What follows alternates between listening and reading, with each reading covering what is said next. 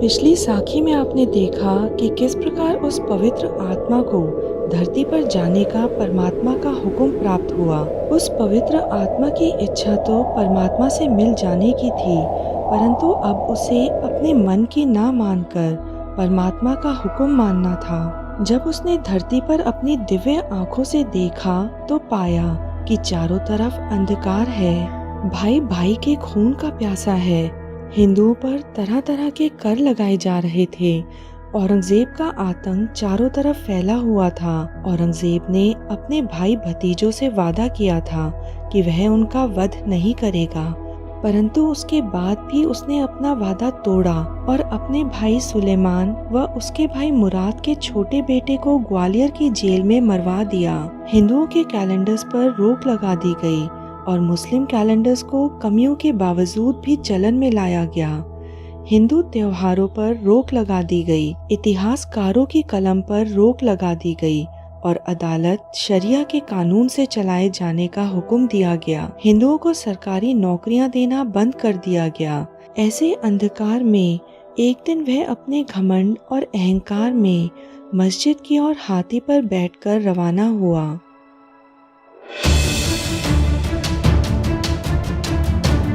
यह कैसी भीड़ है? शहंशाह बाजार लगा हुआ है। कोई बात नहीं, हाथी और घोड़ों से कुचल कर रास्ता बनाओ। जी हुजूर। जैसा शहंशाह का हुक्म था वैसा ही हुआ।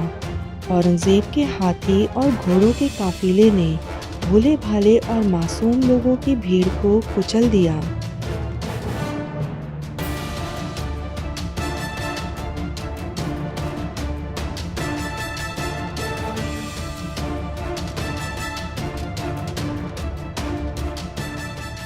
शहंशाह मुस्लिम धर्म को लेकर पागल हो चुका था।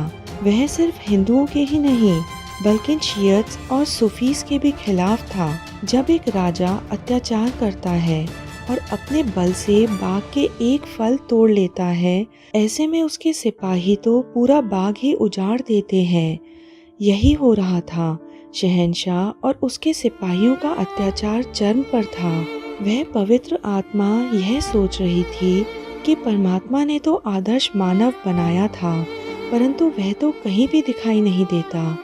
अब वह दिव्य आत्मा जान चुकी थी कि आदर्श मानव बनाना आसान नहीं है, परंतु परमात्मा का हुक्म उन्हें इस कार्य के लिए प्रेरणा भी दे रहा था।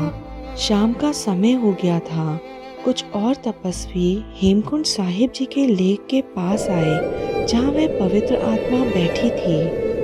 उनमें से एक संत जिनका नाम जोगनाथ था, उसने उस पवित्र आत्मा से कहा, हम सभी आपको आदर्श मानते हैं। आप दोष और घृणा से ऊपर हैं। जब मैं तप कर रहा था तब मैंने देखा आप परमात्मा तक पहुंचे और आपका उनसे मिलाप हुआ, परंतु अब आप परमात्मा छोड़ राजा बनना चाहते हैं। हम आपका बहुत सम्मान करते हैं, परंतु अगर यह बात सच है कि आप राजा बनने जा रहे हैं, घृणा और अहंकार से भरी धरती पर जाना चाह रहे हैं, तो कृपया कर कर अपने आप को अहम और इच्छाओं से भरे इस संसार से बचाएं। हम इन पहाड़ों और जंगलों में रहते हैं, फिर भी इच्छाएं हमें नहीं छोड़ पा रही। और जरा सोचो, अगर हम दुनियादारी में चले गए तो हमारा हाल क्या होगा? यह परमात्मा की इच्छा है, उसका हुक्म है कि पवित्र आत्मा धरती पर जाए। प्रिय जोगनाथ, परमात्मा का प्रकाश अचानक नहीं होता। वह तो हमेशा से है और हमेशा रहता है। वह अनंत है, वह संवेदनशील है और समय से ऊपर है। उसने इस संसार को बनाया है जिसमें उसका हुक्म रहता है, और परमात्मा का हुक्म टालना उसकी बेअदबी करने के समान है, और उसका हुक्म मानना मेरी जिम्मेदारी है। नदियों का पानी संघर्ष करता हुआ सागर से मिल जाता है। अब अगर समुद्र उस नदी के पानी को हुक्म दे कि जाओ और आसमान में बादल बन जाओ और वर्षा करो और सभी और ठंडक फैलाओ, तो तुम ही बताओ उस हुक्म के खिलाफ पानी कैसे जाएगा? उसे तो हुक्म मानना होगा और वर्षा बनना ही होगा। सभी संतों के बीच बहुत लंबा वार्तालाप हुआ और अंत में सभी संतों ने यह माना कि धरती को आदर्श पुरुष की बेहद जरूरत है। जोगनाथ ने कहा, गुरु नानक देव जी ने भी आदर्श पुरुष बनाए। ऐसे आदर्श पुरुष जो जात पात धर्म से ऊपर उठकर मानवता के बारे में सोचे। गुरु नानक देव जी एवं उनके 7 अवतारों ने उनके इन कार्यों को आगे बढ़ाया और अब 9वें अवतार उसी कार्य को कठिन परिस्थितियों में आगे बढ़ा रहे हैं। अब समय आ गया है कि पवित्र आत्मा गुरु के 10वें अवतार बन गुरु नानक देव जी के कार्य को आगे बढ़ाएं। विशन दास बोले, सही कहा, आदर्श पुरुष वीर पुरुष होना चाहिए, परंतु उसमें अहंकार नहीं होना चाहिए। वह वीर होने के साथ साथ ईमानदार होना चाहिए। वह किसी को डराए नहीं, परंतु उसे किसी का डर भी नहीं होना चाहिए। तो फैसला हो चुका था। पवित्र आत्मा को परमात्मा के हुक्म का पालन करना था। जैसा हुक्म था वैसा ही किया गया। श्री गुरु तेग बहादुर जी अपने असम की यात्रा पर थे। माता गुजरी गर्भवती थी।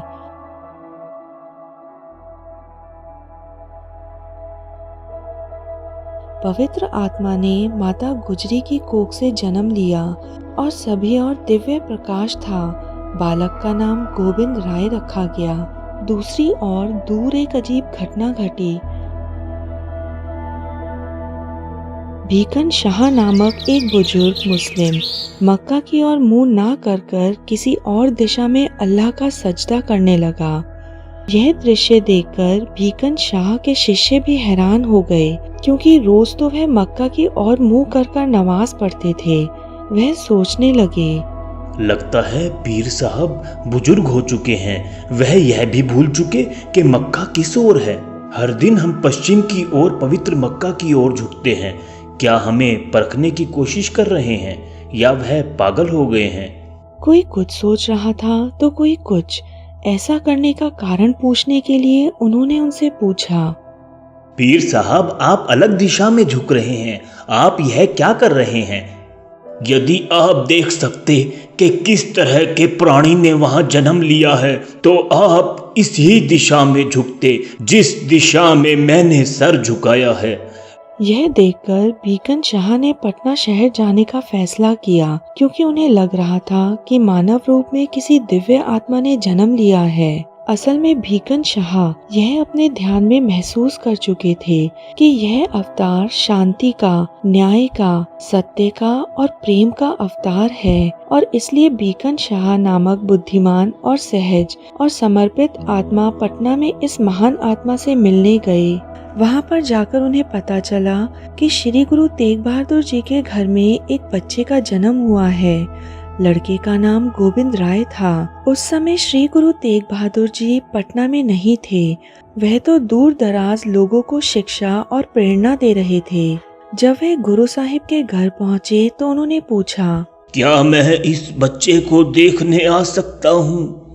दिव्य बच्चे की रक्षा के लिए गुरु का परिवार व और सिख मौजूद थे। उन्होंने सोचा, बहुत से लोग हैं जो हमसे नफरत करते हैं। उनमें से कुछ गोविंद राय को नुकसान पहुंचाना चाह सकते हैं। हमें यह नहीं भूलना चाहिए, छठे गुरु हरगोबिंद साहिब जी को भी मारने की कोशिश की थी जब वह केवल एक छोटे बच्चे थे। हम नहीं जानते कि यह मुसलमान कौन है। कहीं इसे बादशाह ने तो नहीं भेजा। इसलिए उन्होंने भीकन शाह को अंदर आने नहीं दिया। भीकन शाह बहुत दृढ़ निश्चय थे, इसलिए वे बहुत देर तक दरवाजे पर ही खड़े रहे। कभी कभी कोई बाहर आकर उनसे बात करता। जल्द ही उन्हें लगा कि वह एक ईमानदार व्यक्ति हैं और उन्होंने बच्चे को दिव्य दृष्टि से देखा है। उन्हें अंदर आने दिया गया। वह अपने साथ 2 बर्तन लेकर आए थे। जब वह बच्चे से मिले तो हैरान करने की बात यह थी कि नवजात शिशु और भीकन शाह दोनों एक दूसरे को पहले से ही जानते थे। भीकन शाह ने 2 घड़े गोविंद राय के सामने रख दिए। अपनी चंचल भावना के साथ शिशु ने अपना एक हाथ पहले घड़े पर रख दिया और दूसरा हाथ दूसरे घड़े पर रख दिया। भीकन शाह यह देखकर बहुत खुश हुए। आसपास खड़े लोगों ने उनसे पूछा, यह क्या दृश्य है? यह क्या हुआ है? हमें भी तो बताओ। दूध का पात्र मुस्लिम पक्ष के लिए था और पानी का हिंदू पक्ष के लिए। अगर यह बालक दूध के पात्र को छूता तो वह आगे चलकर मुस्लिमों का पक्ष लेता, और अगर यह बालक पानी को छूता तो वह आगे चलकर हिंदू का पक्ष लेता। परंतु इस दिव्य बालक ने दोनों पात्रों को छुआ, जिसका अर्थ है कि यह बालक दोनों के लिए बराबर न्याय करेगा। इसके लिए दोनों धर्म बराबर होंगे। यह जात पात धर्म के आधार पर भेदभाव नहीं करेगा। जिस प्रकार दूध और पानी मिलकर एक हो जाते हैं, उसी प्रकार हिंदू मुस्लिम को यह बालक एक करेगा। भीकन शाह की भविष्यवाणी आगे चलकर पूरी हुई। श्री गुरु गोविंद साहिब जी का न्याय धर्म और जात पात से परे था। वह सभी के थे। जो कमजोर था वह उनके पक्षधर थे। उन्होंने खालसा पंथ की स्थापना की, जो हमेशा मानवता के लिए लड़ी।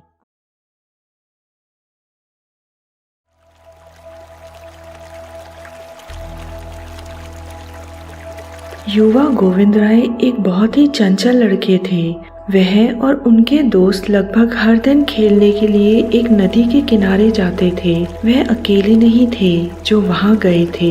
बहुत सारे लोग गंगा नदी में स्नान करते थे, क्योंकि वह एक पवित्र स्थान भी था। उनमें से एक बहुत अमीर और बुद्धिमान व्यक्ति शिवदत्त थे। नदी के किनारे उसने एक चबूतरा बनवाया और उस पर एक तरह की वेदी बनाने के लिए विभिन्न देवताओं की मूर्तियां रखी। उन्होंने इस मंच के सामने अपनी प्रार्थना की और मंत्र उच्चार किए। वह एक आध्यात्मिक व्यक्ति थे और दूसरे उनका बहुत सम्मान करते थे। एक दिन शिवदत्त ने देखा कि नदी पर खेलने वाले बच्चों में से एक बच्चा विशेष था। वह बालक सदा प्रसन्न रहता था। वह बलवान और सुंदर था। उसका चेहरा चमकीला था और वह एक स्वाभाविक नेता था। उसने जो कुछ भी किया, भले ही वह अस्पष्ट हो, अंत में हमेशा दूसरों की मदद करता था। शिवदत्त रोज सुबह जल्दी अपनी रस्म करने आते थे। एक दिन ध्यान करते हुए उन्होंने अपनी आंखें बंद कर ली और अपने अंतर ज्ञान को सुना। उनके ध्यान में शिवदत्त ने एक आवाज सुनी। यह अंदर से एक नरम आवाज थी, जिसमें कहा गया था, आप जिस बच्चे को यहाँ खेलते हुए देख रहे हैं, वह भगवान में विलीन हो गया है। उसे भगवान ने भेजा है। जैसे ही शिवदत्त ने अपनी आंखें खोली, उन्होंने श्री गोविंद राय को अपने सभी दोस्तों के साथ खेलने के लिए सामान्य समय पर आते देखा। अचानक उसे लगा कि उसे हर जगह सच्चाई दिखाई दे रही है। उसने हर चीज में भगवान के नाम की आवाज सुनी। नदी के किनारे पानी के हर छींटों के साथ शिवदत्त ने गोविंद नाम सुना।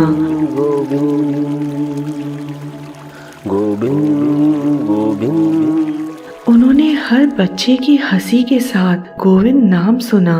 यह अनुभव पाकर शिवदत्त चकित रह गए। आमतौर पर जब बच्चे खेलने आते थे तो वह शोर मचाकर और खुशी से खेलते थे, इसलिए ज्यादातर लोग चले जाते थे क्योंकि उन्हें शोर पसंद नहीं था। जिस दिन शिवदत्त को अपना अनुभव हुआ, उसी दिन नदी के किनारे एक व्यक्ति आया जो बहुत बीमार था। उसे बहुत भयंकर बीमारी थी। उसका शरीर टूट रहा था और वह हमेशा दर्द में रहता था। वह एक कोढ़ी था। वह गंगा नदी से प्रार्थना कर रहा था, हे पवित्र गंगा, मुझे नहीं पता कि मैंने अतीत में क्या कर्म किए हैं। कृपया मेरे कर्मों की मुझे क्षमा दे, मुझे ठीक कर दे और मुझे पूर्ण करे। अचानक श्री गोविंद राय उनके पीछे से आए और उसे पूरी तरह से पानी में धकेल दिया। वह आदमी हैरान और गुस्से में था। वह भीग गया था और वह बीमार था। बस इतना ही था। वह उस लड़के को दंडित करने वाला था जिसने उसे अंदर धकेला। वह चिल्लाते हुए उसके पास पहुंचा और बोला, तुम छोटे लड़के। लेकिन फिर उसने कुछ आश्चर्यजनक देखा। उसके शरीर में दर्द होना बंद हो गया था। उसे ठंडक का आभास हुआ और उसकी त्वचा कोमल हो गई। उसने खुद को देखा और महसूस किया कि वह अब ठीक हो गया है और उसका शरीर पूरी तरह स्वस्थ था। श्री गोविंद राय को दंडित करने की कोशिश करने के बजाय वह उनके पास दौड़ा और उनके पैरों पर गिर गया। वह कृतज्ञता में खो गया। तुम असली गोविंद हो, तुम गोविंद हो, तुम गोविंद हो, तुम गोविंद हो। इस बीच शिवदत्त ने पूरा दिव्य दर्शन देखा था। उसे पूरी तरह से विश्वास हो गया था कि श्री गोविंद राय को भगवान जी ने भेजा है। उन्होंने महसूस किया कि यह बच्चा जिस पर ध्यान कर रहा था वह उसका असली रूप था। शिवदत्त ने सोचा, वह पृथ्वी पर भेजा गया एक उद्धार करता है। वह यहाँ दुनिया की पीड़ा को दूर करने के लिए आया है। वह भी दिव्य बालक के चरणों में आया और बोला, आप गोविंद के सच्चे रूप हैं। दिव्य गोविंद। तभी से शिवदत्त ने श्री गोविंद राय से बड़ों की तरह बात की। श्री गोविंद राय को उनकी बातचीत पसंद आई और वह नदी के पास आने लगे ताकि शिवदत्त उनसे बात कर सके। उन्होंने भगवान के दर्शन और जीवन के बारे में बात की और शिवदत्त को हमेशा लगता था कि श्री गोविंद राय भले ही एक छोटे बच्चे थे, लेकिन वह बहुत बुद्धिमान थे। वह जानते थे कि श्री गोविंद राय एक महान विचारक और विद्वान व्यक्ति हैं। उनके बीच कई दोस्ताना और परिपक्व चर्चाएं हुई जो आश्चर्यजनक थी, क्योंकि श्री गोविंद राय ने स्वर्ग से जो भी सीखा उसके बारे में मीठी मीठी बातें की। और शिवदत्त जानते थे कि श्री गोविंद राय वास्तव में भगवान द्वारा भेजे गए हैं।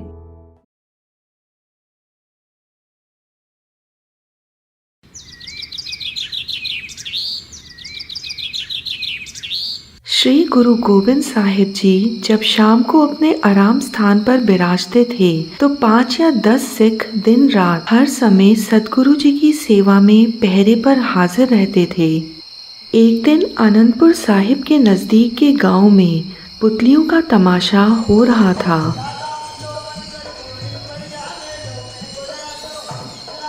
बहुत लोग यह तमाशा देखने गए। गुरु महाराज के शरीर पर पहरा देने वाले सिखों के कानों में भी तमाशे की आवाज पड़ी।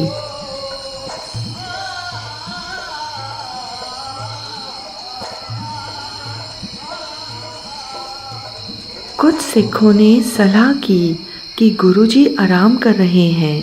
वीर जी, सतगुरु जी आराम कर रहे हैं। क्यों ना हम सतगुरु के आराम करते करते भागकर पुतलियों का तमाशा देख आएं?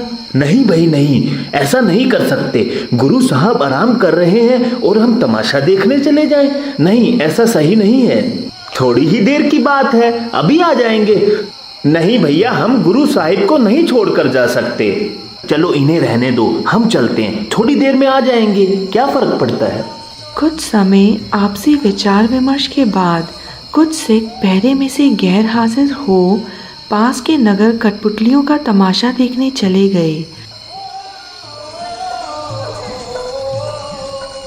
वे सिख पुतलियों का तमाशा तो आंखों के साथ देखते रहे, परंतु मन का ध्यान सतगुरु जी की तरफ ही रहा। वीर जी, हमने सही नहीं किया। गुरु साहिब विश्राम कर रहे थे, हम उनकी सेवा में थे और हम तमाशा देखने आ गए। बिल्कुल अच्छा नहीं लग रहा, मुझे बिल्कुल अच्छा नहीं लग रहा। हाँ भाई हाँ, मुझे भी अच्छा नहीं लग रहा। गुरु साहिब को छोड़कर तमाशा देखने आ गए, लानत है हम पर। वह सिख पुतलियों का तमाशा तो आंखों के साथ देखते रहे, परंतु मन का ध्यान सतगुरु जी की तरफ ही रहा और साथ ही मन में पश्चाताप बना रहा कि उन्होंने गलती की। सतगुरु जी के पहरे की अपेक्षा पुतलियों के तमाशे को तवज्जो दी है। भाइयों, तमाशा तो देखने आ गए, पर पीछे से सतगुरु जाग गए तो हम गुरु जी को मुंह दिखाने लायक नहीं रहेंगे। तमाशा देखते सारा समय मन में पश्चाताप और गुरु जी की याद बनी रही। वही जो सिख सतगुरु जी के पहरे पर रुके थे, वह शारीरिक रूप से तो गुरु हजूरी में पहरा दे रहे थे, परंतु उनका मन और ध्यान कठपुतलियों के तमाशे में ही रहा। हम भी चले जाते तो शायद अच्छा होता। हाँ भाई हाँ, चले जाना चाहिए था, हमें भी चले जाना चाहिए था। कठपुतलियों का नाच सिखों को तो बहुत मजा आ रहा होगा। जब भी उनके कानों में तमाशे की आवाज पड़ती, मन गुरु हजूरी से निकल तमाशे की तरफ चला जाता। उनका मन सारा समय तमाशा देखने को हो रहा था। वहीं तमाशा देखने वाले सिख भी तमाशा देखने के बाद पश्चाताप में बदहवास जल्दी जल्दी गुरु हजूरी में पहुंच गए। दिन चढ़ा। सतगुरु जी के दीवान सजे। रात वाले सिख भी दीवान में हाजिरी भर रहे थे। सतगुरु जी ने ऊंची आवाज में कहा, हाजिर गैर हाजिर, गैर हाजिर हाजिर। सतगुरु द्वारा कहे गए यह वचन संगत समझ नहीं पाई। संगत में से कुछ सिखों ने विनती कर सतगुरु जी को इन वचनों के रहस्य के बारे में पूछा। गुरु साहब, आपने जो वचन कहे हाजिर गैर हाजिर, गैर हाजिर हाजिर, ये क्या शब्द हैं? इससे आप क्या कहना चाह रहे हैं? कृपया कर इस बात पर प्रकाश डालें। अंतर्यामी सतगुरु जी ने रात वाले सिखों की पूरी कहानी संगत को सुनाई कि जो रात कठपुतलियों का तमाशा देखने गए थे, उनके शरीर की आंखें चाहे कठपुतलियों का तमाशा देख रही थी, लेकिन उन सिखों का मन हमारी हजूरी में था। जो सिख हमारे शरीर का पहरा दे रहे थे, वह शारीरिक रूप से तो हमारी हाजिरी में थे, परंतु उनका मन तमाशे की हाजिरी भर रहा था। गुरुदर में हाजिरी की अपेक्षा हजूरी की ज्यादा महानता है। सतगुरु जी ने संगत को संबोधन करते हुए गुरु नानक देव जी ने भी हाजिरी की अपेक्षा हजूरी को ज्यादा महानता देकर हाजिरी की अपेक्षा हजूरी में नमाज अदा करने का उपदेश दिया था।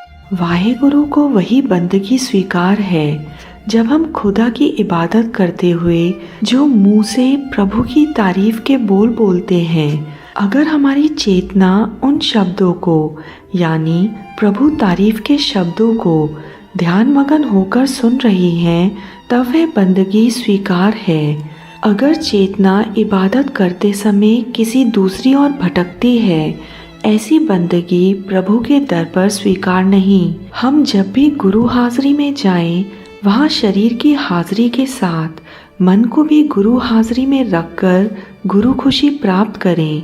सिमरन करें, वाणी पढ़ें, कीर्तन करने और सुनते समय सावधान एकाग्रित चित्त होकर हाजिरी और हजूरी दोनों को सम्मिलित करके पूर्ण लाभ प्राप्त करें।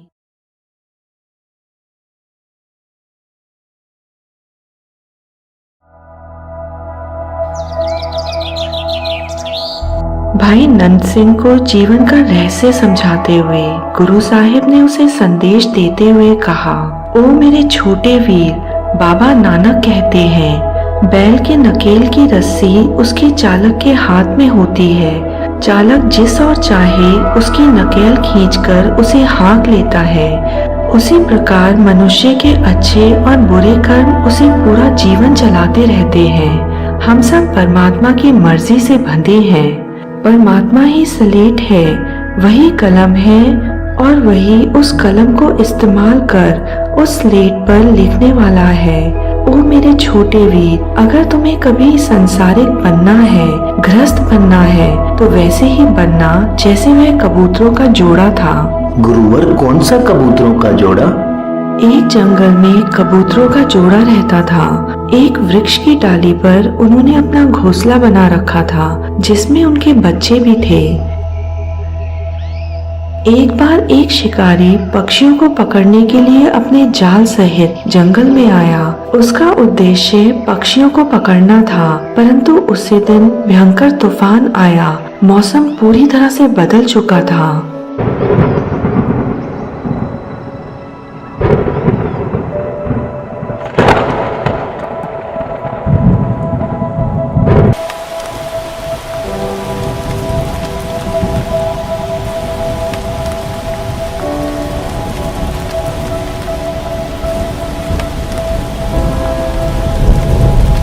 शिकारी की हालत ठंड के कारण बहुत खराब थी। वह सोचने लगा, तूफान के कारण मैं अपने घर का रास्ता भटक चुका हूँ। ठंड बहुत बढ़ चुकी है और रात में जंगल में चलना खतरे से खाली नहीं होगा। आज रात मुझे इस पेड़ के नीचे ही बिता लेनी चाहिए। यह सोच वह पेड़ के नीचे बैठ गया। ठंड के मारे वह बुरी तरह कांप रहा था।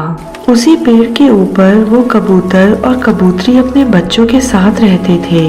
ओ मेरी अर्धांगिनी, यह व्यक्ति बहुत ही विपरीत परिस्थितियों में घर आया है। भगवान ने हमें हाथ नहीं दिए, परंतु घोंसला तो दिया है। हमारा कर्तव्य बनता है कि हम इसके लिए भोजन और रात गुजारने की व्यवस्था करें। यह कह वह हवा में उड़ गया। पास ही एक स्थान से वह गोबर का सुलगा हुआ उपला ले आया। घोंसले के सूखे तिनकों को उन्होंने नीचे फेंक दिया और साथ ही सुलगे हुए उपले को भी नीचे डाल दिया। शिकारी ने तुरंत आग जला ली और अपनी ठंड को शांत किया। आग जलने से बहुत राहत मिली है, नहीं तो ठंड के मारे मर ही जाता।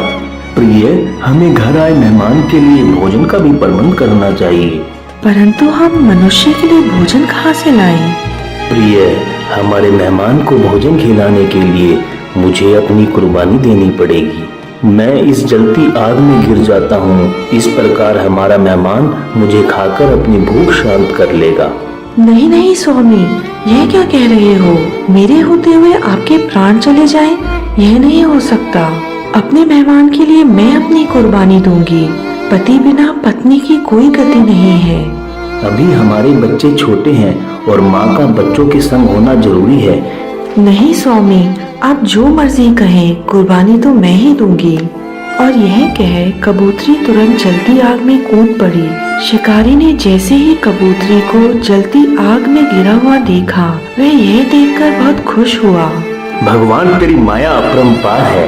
पहले आग का प्रबंध, अब खाने का भी प्रबंध कर दिया।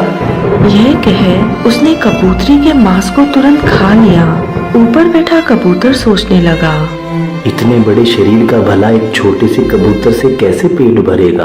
हमारा मेहमान जरूर ही आधा भूखा रह गया होगा। शास्त्रों में लिखा है, अगर कोई अपने मेहमान को आधा भोजन खिलाता है तो वह नरक का भागी बनता है। इसलिए मुझे भी अपनी कुर्बानी देनी होगी। यह कह वह कबूतर भी जलती आग में कूद पड़ा। परंतु शिकारी ने जैसे ही दूसरे कबूतर को आग में गिरता देखा तो उसे समझने में देर नहीं लगी कि कबूतर और कबूतरी ने अपनी कुर्बानी उसकी भूख शांत करने के लिए दी है। हे परमात्मा, यह क्या हुआ? इन निर्दोष जीवों ने सिर्फ मेरी भूख शांत करने के लिए अपने प्राण त्याग दिए। मैं इस पाप का बोझ कैसे उठाकर जीऊंगा? मैं बहुत बड़ा पापी हूँ। मेरे हाथ अनजाने में ही सही, परंतु बहुत बड़ा पाप हुआ है। आज से मैं अपना जीवन परमात्मा के नाम करता हूँ। अब मेरे जीवन का उद्देश्य परमात्मा का नाम ही है, चाहे मेरा जीवन रहे या ना रहे। उसकी दर्द भरी पुकार सुनी गई और धरती पर फरिश्ते आए।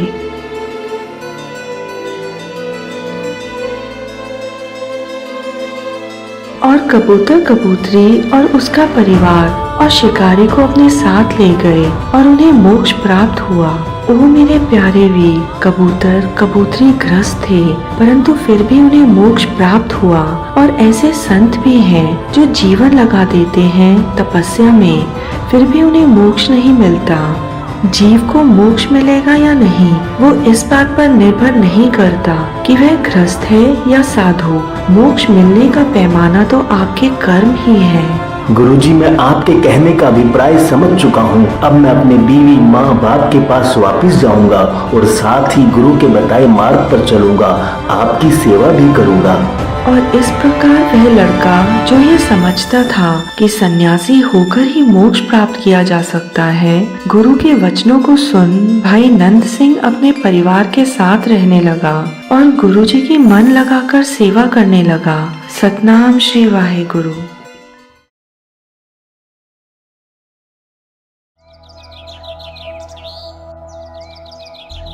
गुरु हरगोबिंद सिंह जी एक दिन शिकार करने के लिए जंगल गए।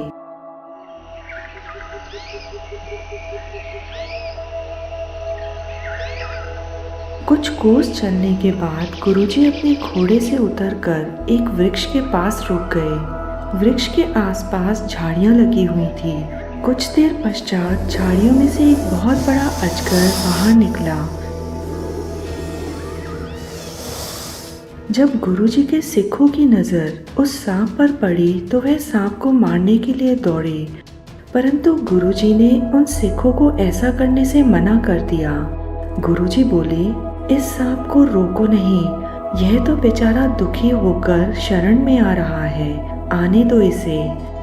जब सिख अजगर से दूर हट गए तो अजगर गुरुजी के चरणों के पास गया गुरुजी ने अपने सीधे पैर की जूती उतार दी और सांप का सर अपने पैर से सहलाने लगे। जैसे ही गुरुजी के पैर का अंगूठा सांप पर लगा, उस सांप के 2 हिस्से हो गए।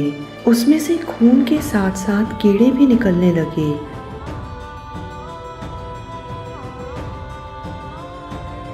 यह सब देखकर वहां खड़े सिख हैरान रह गए।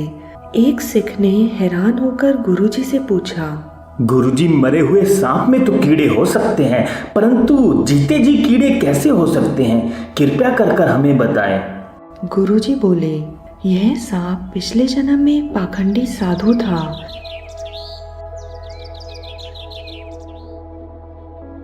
जो लोगों को पाखंड दिखाकर अपने साथ कर लेता था और उनसे अपनी सेवा करवाता था।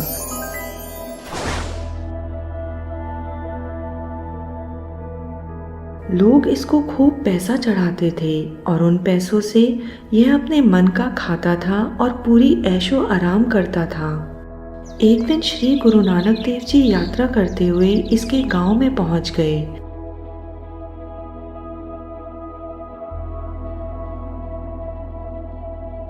जिसका नाम लब्धवाली था।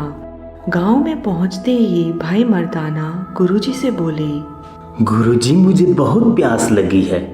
गुरुजी ने भाई मर्दाना से बोला, मर्दाने, थोड़ी आगे चलने के बाद एक रेत का टीला आएगा, वहां पर एक साधु रहता है। जाओ, उस साधु के पास जाओ और पानी पीकर आ जाओ।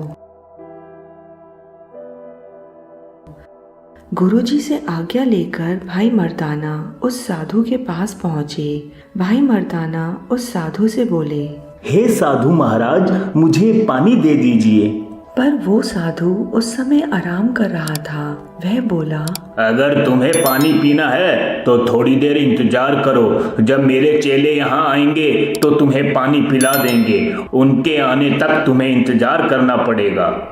साधु अपने बिछौने से बिल्कुल भी नहीं हिला, क्योंकि उसे काम करना बिल्कुल भी अच्छा नहीं लगता था। उसे तो केवल लोगों के पैसे से ऐश करनी अच्छी लगती थी। भाई मर्दाना वहीं रुक गए। भाई मर्दाना ने पानी पीने के लिए काफी समय तक इंतजार किया, पर उस साधु का कोई भी चेला नहीं आया। भाई मर्दाना थक हार के वापस गुरुजी के पास आ पहुंचे। उन्होंने सारी घटना गुरुजी को बताई।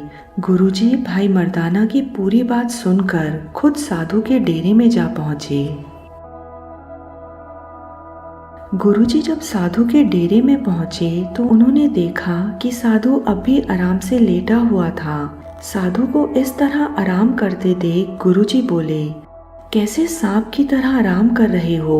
अगर तुम उठकर पानी पिला देते तो तुम्हारा क्या चला जाता? जब गुरुजी के यह बोल साधु के कानों में पड़े तो उसने एकदम उठकर गुरुजी के चेहरे की ओर देखा। गुरुजी के चेहरे को देखते ही वो उनके चरणों में गिर गया, क्योंकि गुरुजी के चेहरे को देखकर वो समझ गया था कि गुरुजी कोई आम इंसान नहीं है और इनके मुंह से निकला हुआ वचन खाली नहीं जाएगा। साधु ने गुरुजी से पूछा, मुझे पता है आपके मुंह से निकला हुआ वचन अब सच हो जाएगा। कृपया कर मुझे बताएं कि मेरा उद्धार कब होगा। गुरुजी बोले, हम अपने छठे रूप में तुम्हारा उद्धार करेंगे। यह कहने के पश्चात गुरुजी और भाई मर्दाना आगे चले गए। कुछ सालों बाद उस साधु की मौत हो गई। मरने के पश्चात उसका अगला जन्म सांप के रूप में हुआ। गांव में जो भी उसके चेले थे और जिनके पैसे से वो साधु ऐशो आराम की जिंदगी जी रहा था, वैसे ही उसके चेले अब कीड़ों के रूप में उसे अंदर ही अंदर खा रहे थे। अब उस साधु और उसके भक्तों का उद्धार हो गया। उनको सबको मुक्ति मिल गई है। इसी प्रकार अगर कोई साधु संत लोगों को ठग कर उनसे पैसा लूट कर ऐशो आराम से अपनी जिंदगी जीता है, कोई भजन सिमरन नहीं करता और ना ही अपने चेलों को भजन सिमरन सिखाता है, उन सब का ऐसा ही हाल होता है। दूसरों का धन खा खा कर हमारे अंदर बहुत से विकार पैदा हो जाते हैं।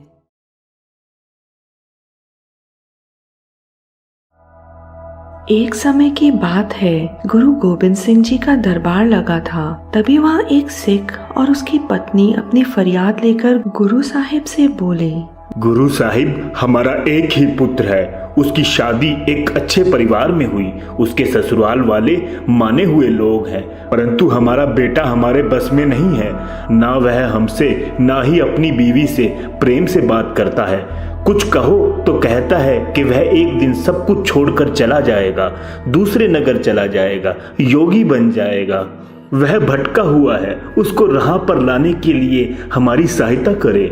गुरु साहिब ने उनसे कहा कि वह उसे उनके दरबार में ले आए। जैसा कहा गया वैसा ही हुआ। दोनों पति पत्नी अपने पुत्र को लेकर गुरु साहिब के दरबार में पहुँचे। लड़का गुरु साहिब के सामने हाथ जोड़कर खड़ा हो गया। गुरुजी ने उससे पूछा कि तुम्हारे माता पिता कहते हैं कि तुम दीन दुनिया छोड़कर जोगी बनना चाहते हो। इतनी छोटी उम्र में तुम्हारा दीन दुनिया से मोह भंग कैसे हो गया? तुम्हारा नाम क्या है? तुम्हारा गुरु कौन है और तुम क्या करते हो? सच सच बताओ। तुम मात्र 18 साल तक के लगते हो। इस उम्र में तो लोग मौज मस्ती में रहते हैं, परंतु प्रभु भक्ति में तुम्हारे दर्शन की अभिलाषा हुई, इसलिए तुम्हें बुलाया। नवयुवक बोला, ओ सच्चे पातशाह, आप मुझसे मजाक क्यों कर रहे हैं? मैं इस समुद्र रूपी संसार का मात्र एक अंग हूँ और मात्र आपके दर्शन से ही मैं समुद्र रूपी जीवन को पार कर लूंगा। आप तो अंतर्यामी हैं, सब कुछ जानते हैं, फिर भी मुझसे पूछ रहे हैं। मेरा नाम नंद सिंह है और मैं गुरु का सिख हूँ। संसार से मेरा मोह गुरुओं की इस बात को सुनकर हो गया कि जो भी गुरुओं की शरण में आएगा, चाहे वो लड़का हो, लड़की हो, आदमी हो, औरत हो, जवान हो या बुजुर्ग हो, वह संसार रूपी समुद्र को ऐसे पार कर लेगा जैसे नाव में बैठकर इंसान नदी को पार कर लेता है। ओ सच्चे पातशाह, मेरे माता पिता से मुझे गुरुओं की शिक्षा मिली है और उनसे जो भी मुझे शिक्षा मिली वह मैंने सच्चे हृदय से प्राप्त की। एक समय मैंने आनंद साहिब जी का पाठ पढ़ा और उसमें लिखा था, जिन रिश्ते नातों को तुम देखते हो एक दिन सभी समाप्त हो जाएंगे। कोई तुम्हारे साथ नहीं जाएगा।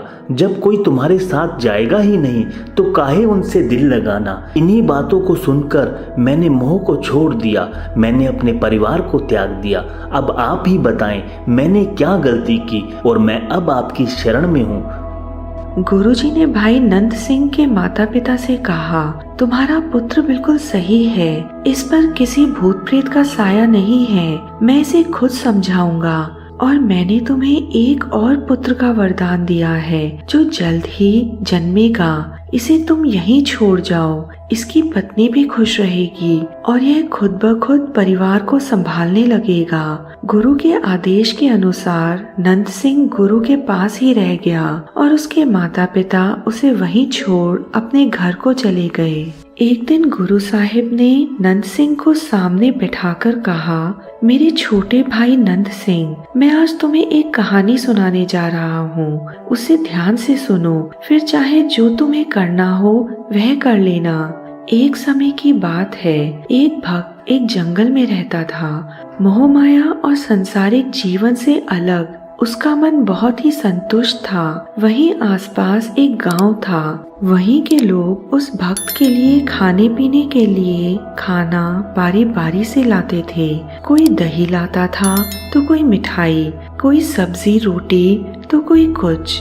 वह उनके द्वारा लाया गया भोजन भगवान का प्रसाद समझ स्वीकार करता था और फिर प्रभु भक्ति में लीन हो जाता था। उस भक्त का नाम था ज्वाला। एक बार ऐसा हुआ कि 7 दिनों तक कोई भी गांव से उसके लिए कुछ नहीं लेकर आया। वह सोचने लगा कि शायद उससे परमात्मा नाराज हैं, जो 7 दिनों तक उसने मेरे लिए कुछ नहीं भेजा। अब वे नहीं चाहते कि मुझे बैठे बैठे भोजन मिले, मुझे नगर को जाना चाहिए। उसने नाम जपने की माला और अपनी छड़ी ले ली, क्योंकि यही तो प्रतीक है किसी व्यक्ति का सन्यासी होने का। वह यह सोचने लगा कि अगर आप सन्यासी हैं तो भक्तों के पास सन्यासी बनकर जाना चाहिए, नहीं तो लोग आपको सन्यासी नहीं समझते और ऐसा हुआ तो अनजाने में ही वो साधु का अनादर भी कर सकते हैं। यह सोच वह तैयार होकर नगर को निकल गया। उस दिन नगर के एक सेठ ने भंडारा लगाया हुआ था। सभी भंडारा खा रहे थे। खाओ भक्तों खाओ, बहुत भंडारा बना है, खाइए खाइए। ज्वाला भी एक कोने में जाकर खड़ा हुआ और सोचने लगा, शायद अभी मुझे देखकर आदर सत्कार से भोजन करवाएंगे, परंतु किसी ने भी उस पर गौर नहीं किया। वह भूखा प्यासा अपने निवास स्थान पर आ गया। रात में जब वह सो रहा था तो उसे आवाज आई, ज्वाला, आज तुम्हारा उस सेठ ने अपमान किया है, सभी को भोजन खिलाया और तुम ही खड़े खड़े देखते रहे। वह अपराधी है, उसने तुम्हारा अपमान किया है। हमारे साथ चलो, हम उसका घर जला देंगे। ज्वाला ने भी मशाल हाथ में ली और उन फरिश्तों के साथ उस सेठ का घर जलाने को चल पड़ा।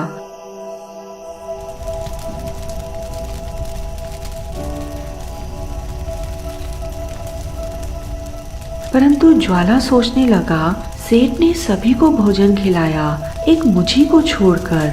ना ही मेरी उससे कोई दुश्मनी है, तो ऐसा क्यों हुआ? शायद परमात्मा ऐसा नहीं चाहते थे कि मुझे भोजन मिले। एक मनुष्य में कोई ताकत नहीं है, उसकी कोई औकात नहीं है।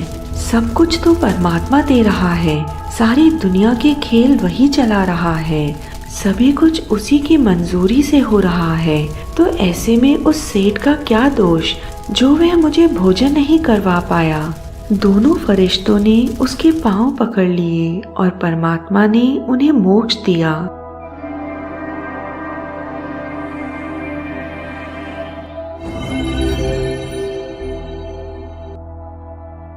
गुरुजी ने उसे समझाया, ओ छोटे भाई सुनो, एक गरीब मनुष्य क्या कर सकता है अगर परमात्मा की रजा ना हो। अगर तुम्हें सभी कुछ छोड़ना है तो तुम्हें भी उस भक्त की तरह परमात्मा में विश्वास करना होगा। तुम्हें यह समझना होगा, जब उसकी रजा होगी तभी वह तुम्हें मार्ग दिखाएगा। तुम्हारे हाँ या ना करने का कोई महत्व नहीं है, होना तो वही है जो परमात्मा की रजा है।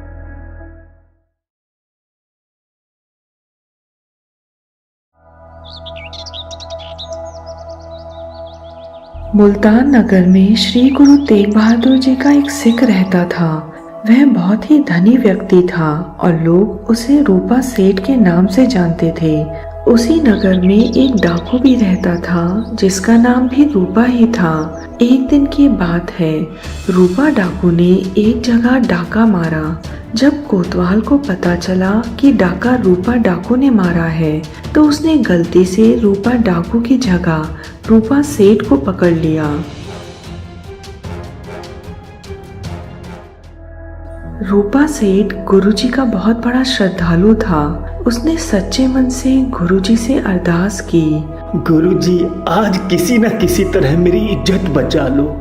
अगले ही दिन गुरुजी ने उसकी अरदास सुन ली। दूसरे पिंड के एक कोतवाल ने उस कोतवाल के पास एक संदेशा भिजवाया। कोतवाल साहब, असली रूपा डाकू पकड़ लिया गया है और उसके पास चोरी का माल भी मिल गया है, इसलिए रूपा सेठ को छोड़ दीजिए। यह सुनकर कोतवाल ने अपनी की गई गलती की माफी मांगी और रूपा सेठ को छोड़ दिया। रूपा सेठ की इज्जत भी रह गई।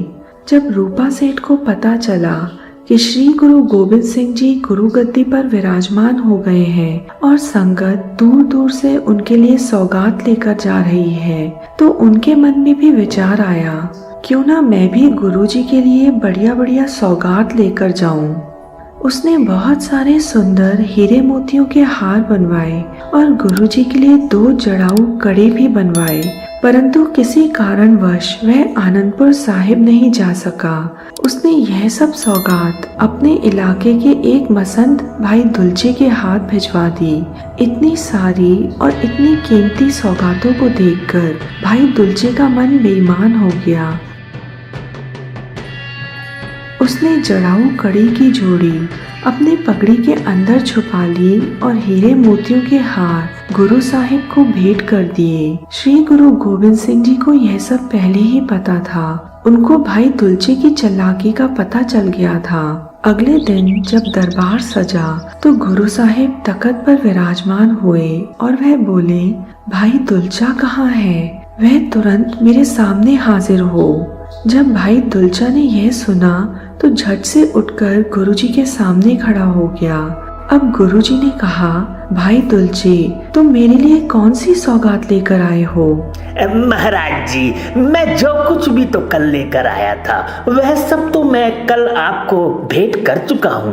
भाई दुलचे, अच्छी तरह याद कर ले, कहीं कोई चीज रह तो नहीं गई। किसी भक्त ने कोई सौगात भेजी हो और तुम उसे भेंट करना भूल गए हो। गुरुजी के यह शब्द सुनकर भाई दुलचा क्रोधित हो गया और बोला, आप मेरे साथ बच्चों वाला बर्ताव कर रहे हो। मैं पिछले 50 सालों से गुरु घर की सेवा कर रहा हूँ और आप मेरे ऊपर शक कर रहे हो और मेरे दरबार में मेरी इज्जत खराब कर रहे हो। गुरुजी भाई दुलचे की यह बात सुनकर मुस्कुराए और बोले, भाई दुलचे, मेरे पास आओ। भाई दुलचा गुरुजी के पास चला गया। गुरुजी ने जोर से हाथ मारकर भाई दुलचे की पगड़ी हिला दी। दुलचे, पहले तो मैंने तुझे कुछ नहीं किया, तेरी इज्जत पर हाथ तो मैंने अब लगाया है। गुरुजी का यह बर्ताव देखकर सारी संगत हैरान रह गई कि गुरुजी को भी क्रोध आ सकता है, पर उनकी हैरानी उस समय और बढ़ गई जब भाई दुलचे की पगड़ी के अंदर से जड़ाऊ कड़े बाहर आकर गिर गए। एक सिख ने वह कड़े उठाकर गुरु साहिब को दे दिए। गुरु साहिब जी बोले, दुलचे, अब बता, तेरी इज्जत में क्या छुपा था? जिस प्यारे ने बड़े प्यार से यह कड़े हमें भेजे थे, वो भला मनुष्य क्या सोचेगा जब यह भेद खुल जाएगा? भाई दुलचा यह सब सुनकर बहुत शर्मिंदा हुआ। उसने अपनी पगड़ी गुरुजी के चरणों में रख दी और बोला, महाराज जी, मुझे बख्श दो। मैंने आपको एक छोटा सा बालक ही समझा था। आप तो सतगुरु अंतर्यामी हो, आप ही परमेश्वर हो। मुझे कृपा करके क्षमा कीजिए। गुरु साहिब बोले, भाई दुलचे, जा, तुझे बख्श दिया, पर आगे से याद रखना, ऐसी हेरा फेरी फिर कभी ना करना। इस साखी को सुनने के बाद हमें यह शिक्षा मिलती है कि हमें जिंदगी में कभी भी किसी की अमानत अपने पास नहीं रखनी चाहिए और कभी भी हेरा फेरी नहीं करनी चाहिए।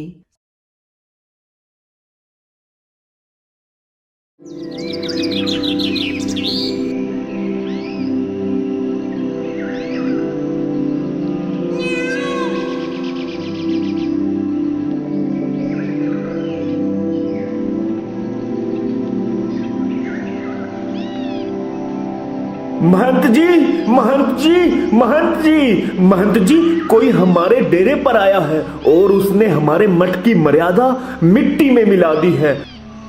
उसने हमारे प्रसादा बनाने वाले चूल्हे पर बकरा पकाया है और अपने आप वो आपके पलंग पर बैठ गया है। जिसने इतनी हिम्मत की है उसे तो बाबा जी सबक सिखाना ही पड़ेगा। उसको वहीं पर बैठे बैठे पलंग से धरती पर गिराकर मारो, फिर जाकर उससे पूछना। जाकर पूछो नहीं, उसे तो मैं अपनी शक्तियों से यहीं पर बुलाऊंगा, अभी इसी वक्त तुम सबके सामने।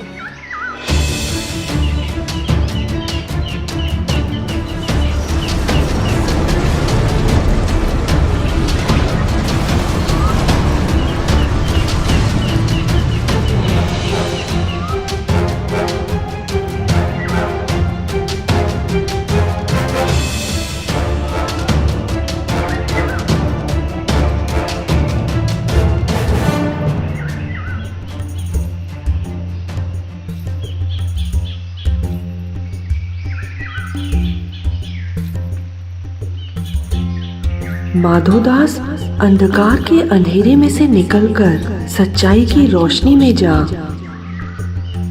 तुमने कुछ सुना? नहीं महंत जी, आपने तो कुछ नहीं कहा। माधोदास, परमात्मा की आवाज़ सिर्फ आत्मा ही सुन सकती है और आत्मा की आवाज़ सिर्फ परमात्मा। केवल मंत्र के साथ दुनिया में शांति नहीं मिलती, मन को एक जगह टिकाकर रखना भी ज़रूरी है। आज पहली बार तेरे सारे मंत्र जाप काम नहीं आए। मेरे डेरे में पहुंचने वाला कोई आम इंसान नहीं है।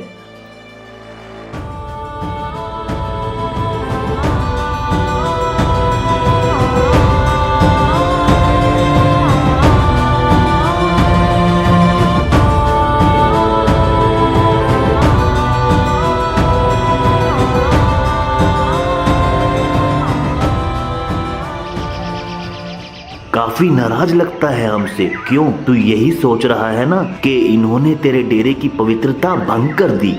माफ करना महाराज, मेरे पवित्र स्थान पर निर्दोष जीवों की हत्या हुई है। उनके खून से यहाँ की मिट्टी लाल है। अब मैं यहाँ पर ध्यान नहीं लगा सकता। गुरु साहिब जी बोले, यही तो मुझे समझ नहीं आ रहा कि बाहर तो मुगल निर्दोष इंसानों को बकरी की तरह हलाल कर रहे हैं। ऐसा कौन सा मंत्र है जो सरेआम हो रहे अत्याचार पर तेरा ध्यान नहीं जाने देता? रजौरी का रहने वाला है तू, तभी सतलुज, रावी, ब्यास, जमुना, गंगा, नर्मदा नदियां पार करके गोदावरी के पास अपना डेरा डाला है। मेरी मान, एक बार फिर अपना सफर शुरू कर। रास्ते में तुझे गरीब मेहनत करने वाले किसान रोते हुए मिलेंगे। उनसे पूछना कि उनकी मुस्कुराहट के पीछे बैठा परमात्मा तेरी राह देख रहा है। अंतर्यामी, आप कौन हैं? गुरु साहिब ने कहा, वही जिसे तू जानता है। ऐसे नहीं माधो, मन की आंखों को खोल।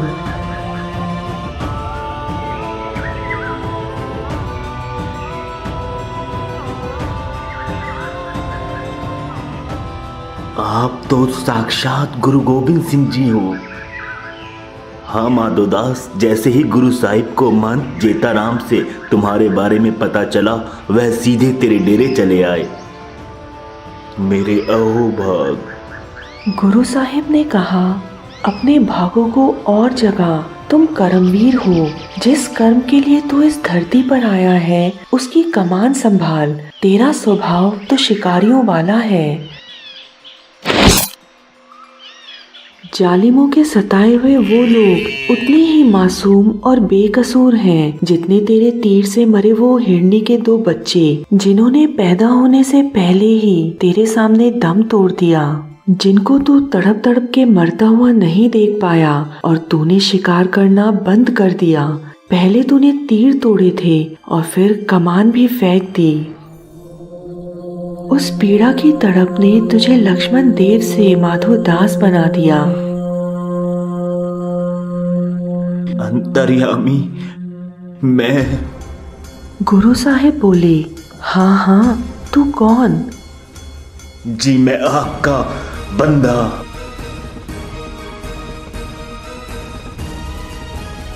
वो कौन पापी हैं जिन्होंने बेकसूर लोगों का खून बहा दिया? कैसे सजा देगा उन लोगों को? तंत्र मंत्र से उनका मंजा पलटकर? तंत्र मंत्र वाले माधोदास की मौत तो आपके दर्शन पाकर ही हो गई थी, बाजा वाले साइया। अब आपके सामने आपका बंदा है। अब आप अपने इस बंदे को ऐसा सिंह बनाओ जिसकी तलवार किसी बेगुनाह पर उठे ना और किसी पापी को बख्शे ना। गुरु साहिब बोले, तुझको बस बंदा ऐसा बहादुर सिपाही बनाएंगे जो इंसानियत के दुश्मनों को लोहे के चने चबा देगा। तुझे हम गरीबों और मजबूर लोगों का सहायक खालसा बनाएंगे।